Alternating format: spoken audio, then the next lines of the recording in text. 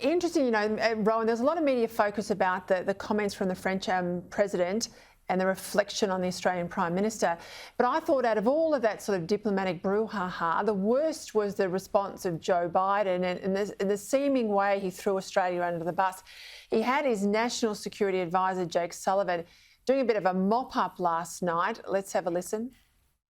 I mean this sincerely. I know it comes off as a sincere dodge, but a dodge nonetheless, is that I just think there's no profit in revisiting how we got to where we are.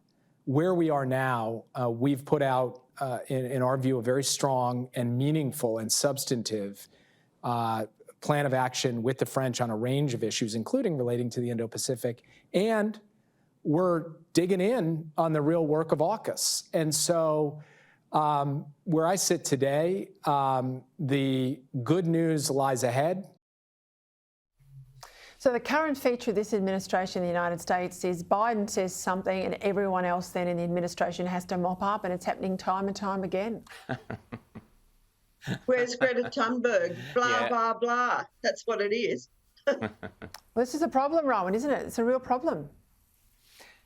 Yeah, exactly. Well, Joe Biden, I mean, he's barely appears to be capable of understanding where he is, what he's supposed to be talking about, what the issues are. It's really terrifying, but it's a great lesson in how democracies, although democracies are capable of throwing up brilliant leaders of the Churchill, John Howard, et cetera, they're also capable of throwing up complete disasters, and the whole world has to live with us.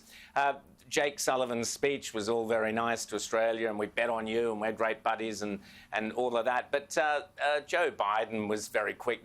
Joe Biden, first of all, didn't know who Scott Morrison was, that fella from down under, and then turned around and basically blamed him for running a clumsy deal and basically set up the whole premise that Scott Morrison was lying to the French. So that was Joe Biden's doing. I was also pretty unimpressed, just very quickly, with this Jake Sullivan suggesting that somehow Donald Trump had damaged relationships between Australia and the US in a kind of offhand way. Everything the Biden administration do, they think that they're trying to, they have to have a go at Trump, because we know, I reckon, Trump's on the way back.